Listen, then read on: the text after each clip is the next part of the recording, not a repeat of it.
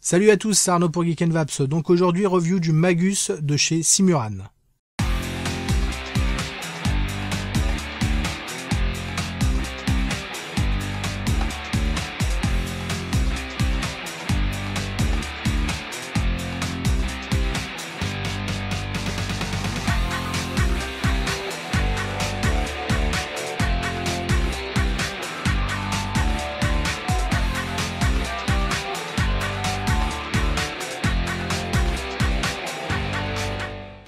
Donc le Magus est le premier mode full mecha du modeur ukrainien Simuran. Alors Simuran, c'est deux personnes, hein. Il y a une personne en Ukraine, une autre personne qui est en France, mais d'origine ukrainienne. Donc premier mode full mecha tube, qui va pouvoir accepter donc différentes configurations 18650, 18500 et 18350 avec un système de connexion hybride au niveau du 510 et surtout la matière utilisée pour le mode puisque c'est du titane, alors titane qualité BT8.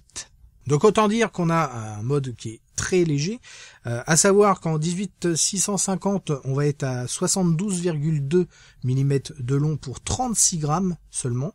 En 18500 on va être à 57,1 mm de haut pour 28 grammes. Et enfin en 18350, comme je l'ai ici, il fait 42 mm de haut pour 21 grammes. Bien entendu, on est en diamètre 22 mm et on a un switch en laiton, switch vraiment particulier, mais ça on le verra en gros plan. Celui-ci me vient directement du modeur, donc un gros merci à Dimitri. Allez, tout de suite on regarde tout ça en détail.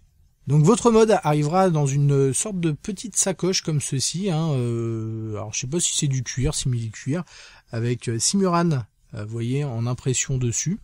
Donc voici le mode d'un peu plus près, donc un tube vraiment tout simple, avec une gravure à la base, vous voyez, Magus et le numéro de série, et ici le logo en fait de Simuran. Donc ça doit être une bestiole je crois, hein, une sorte de bête un peu mythologique je crois. Je suis plus tout à fait sûr. En tout cas, gravure, vous voyez, vraiment sympa. Vous voyez là au niveau du Magus, numéro de série, c'est comme si il y avait deux teintes sur la gravure. Connexion 510 hybride, comme vous pouvez le voir, et un switch en laiton, sans sécurité par contre, mais on verra pourquoi après. Donc là, vous voyez le mode donc d'un seul tenant, et là, alors on le voit très légèrement. Mais quand on vient dévisser, vous voyez, vous avez plusieurs sections, donc des sortes d'extends, hein, tout simplement.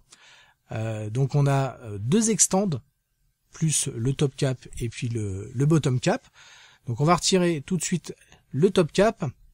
Donc à l'intérieur, on va voir qu'on n'est pas directement au contact du titane, au niveau du haut. On a une pièce en Delrin qui va venir aider quand même à sécuriser en fait cette connexion hybride. Puisqu'il faut faire toujours attention sur ce type de connexion. Après, on a deux sections identiques, hein, les deux extends, en fait, c'est deux pièces vraiment similaires. Et le bottom cap, vous voyez, avec le système de switch qu'on va venir retirer. Donc pour ça, je vais tout simplement le repousser. Tout le système de switch vient.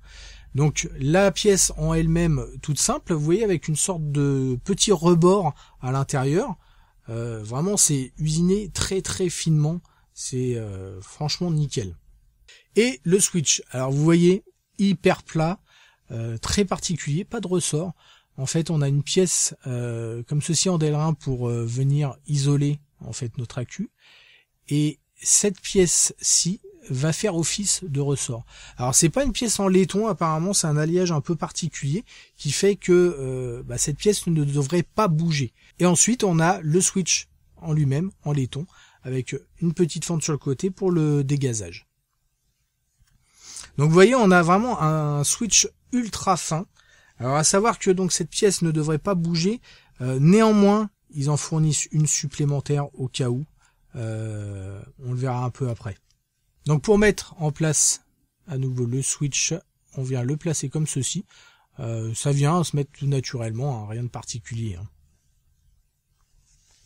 Donc là, on va le mettre par exemple en configuration 18350. Je l'ai équipé d'un Nectar Micro pour voir un peu au niveau de la taille, qui a un Atto Dripper, vraiment sympa, on y reviendra très prochainement, mais qui est aussi très compact. Et vous le voyez, si je mets ce setup à côté du Nego C 650 mAh, on est plus petit. Hein, c'est un truc de malade, c'est vraiment très très compact. Ici en 18500, donc pareil avec le même setup, un poil au-dessus du Nego C 650. Et pour finir, là j'ai pas mis l'ATO, j'ai juste mis la batterie à côté, donc toujours de notre Ego C 650 mAh, et vous voyez c'est plus petit. Si on vient mettre un accu, vous voyez à côté du mode en 18650, il n'y a pas énormément plus, hein, c'est vraiment ultra optimisé. À savoir, on y reviendra, donc les accus, la plupart passent, j'ai pas eu de problème, sauf pour les derniers, alors pas les tout derniers, mais les MXJO 2800 mAh, les 2005 passent sans aucun problème, 2800 mAh, le revêtement a l'air d'être plus épais et du coup ça passait pas. VTC par contre aucun problème, etc. Vraiment sur celle-là, faudrait que j'essaye les 3000 mAh, je sais pas si du coup ça passe. Donc là vous voyez en 18650 monté avec un phénotype L, ça passe très bien, vous voyez, ça fait un petit setup assez sympa. Bon allez, on est prêt à vaper. Alors vous l'avez vu, un mode full mecha, très simple, très propre, franchement c'est sobre, c'est très très bien fini. Donc là je l'ai monté avec le Nectar, j'ai pas une résistance super basse, hein, je dois être à 0,7-0,8 à peu près, ce qui est parfait, en 18350, donc là avec un accu MXJO à téton, ça passe sans aucun problème. Et puis on est parti. Hein.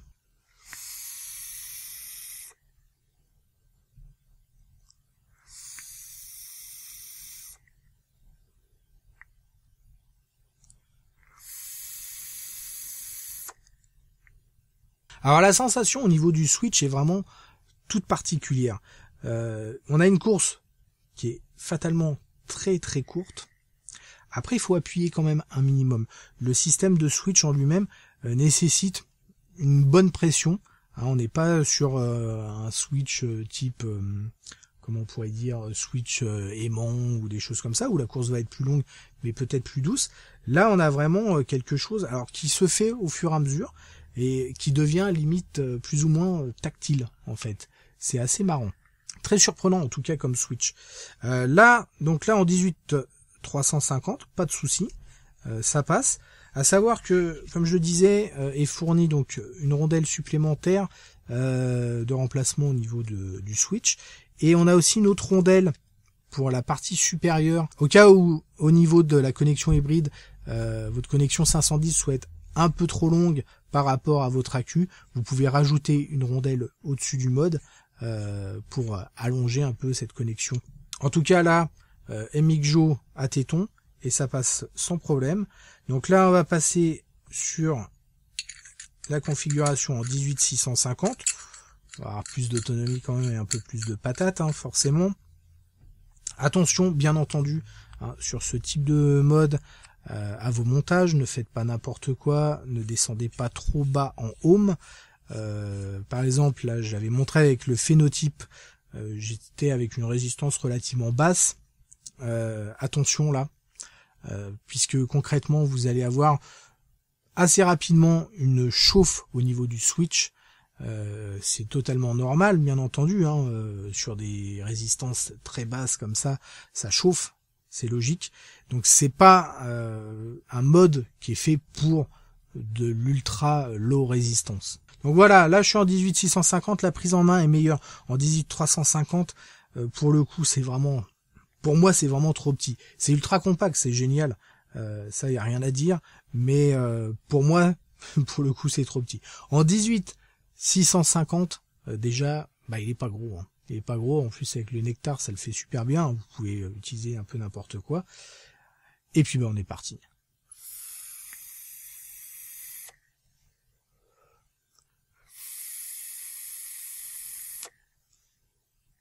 Je préfère nettement dans cette configuration, outre le fait qu'on ait un peu plus de patates, effectivement la sensation au niveau du switch est meilleure puisqu'on a une meilleure prise en main en fait du mode.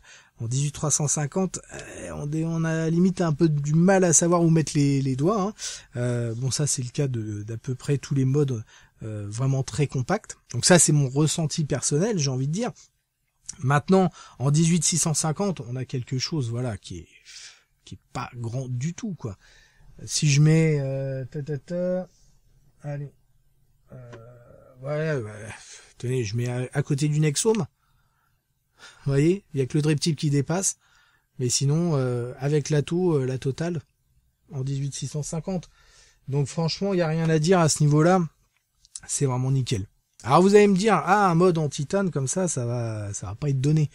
Et c'est là aussi où il y a vraiment une bonne surprise, puisqu'il est proposé à 100 €. 100 € tout rond. Alors un mode tube, je sais que les tubes sont pas forcément à la mode. En tout cas, moi j'en utilise toujours. Clairement, j'adore les box, mais j'adore aussi les tubes. Avoir des setups comme ça, ça fait clairement plaisir. C'est vraiment très agréable. En plus, 100 € pour du titane, je dis bravo. Sans compter qu'on a toutes les configurations, 350, 500 et 650, même si effectivement c'est pas forcément ce qu'il y a de mieux, le système d'extend par rapport à la conductivité. À savoir que à ce niveau-là, j'ai vraiment pas eu de problème. La conductivité est nickel et ça réagit du tac au tac. Allez, on va attaquer tout de suite les plus et les moins. Les plus pour commencer. La compacité de ce mode, clairement, on a quelque chose d'ultra compact, que ce soit en 18-650, 500 ou 350. Là, à ce niveau-là, franchement, rien à dire. C'est nickel, c'est tout petit, c'est super propre, ça fait plaisir. Le rapport qualité-prix, indéniable. 100 € pour du titane, pour un setup du coup ultra léger. C'est l'accu qui est le plus lourd au final. Voilà, pour peu que vous mettiez un petit ato qui va bien, là comme le Nectar, ça fait un setup vraiment nickel. Et enfin le switch qui est très agréable. Franchement, ce côté limite tactile, assez surprenant au début. Faut appuyer quand même un minimum, mais on a une course ultra courte. Ça réagit super bien, très agréable. Les moins maintenant. Comme souvent c'est le cas sur les modes méca hybride, là d'autant plus qu'il n'y a pas de sécurité, donc c'est un mode à ne pas mettre entre toutes les mains, bien entendu. Connexion hybride, donc faut faire attention au niveau de votre ato, que votre connexion dépasse bien. Alors il y a cette sécurité au niveau du top cap, là, le Delrin qui a été mis, c'est franchement ça, c'est une très bonne idée. C'est pas grand chose, ça change rien au fait qu'on est sur une connexion hybride, mais ça rajoute une petite sécurité et ça c'est plutôt bien senti. Mais effectivement, ne pas faire des résistances trop basses, le switch qui est ultra compact. Alors bien sûr, faut pas faire de résistance trop basse, surtout par rapport à votre accu. Là, on est vraiment sur du direct. Le switch est très court. Alors effectivement, il n'y a pas de sécurité, donc faire attention à ce niveau-là. Maintenant, faut appuyer quand même un minimum. Donc c'est pas non plus quelque chose vous posez sur un bureau, ça va jamais switcher. Là c'est juste impossible. Mais néanmoins, il faut faire attention avec ce type de mode, savoir où on met les pieds, donc ne pas faire n'importe quoi en termes de résistance par rapport à vos accus, ne pas mettre n'importe quel type d'accu, et là ça ira très bien. Et aussi ce petit problème justement d'accu, là le coup avec les MXJO 650 là 2800 mAh, alors ils ont tendance à être effectivement un peu plus gros, il y a des accus, voilà, et là c'est usiné vraiment pile poil. Et pour le coup, sur cet accu là précisément, je vous dis les autres que j'ai pu essayer, aucun problème, que ce soit de l'Efest, VTC 4, VTC 5, les autres MXJO de 1500 mAh, là 35 ampères de décharge, aucun souci.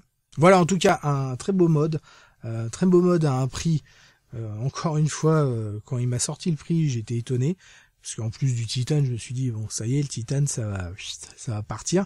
Et non, du titane à 100 €, même des modes, pas forcément en titane, mais en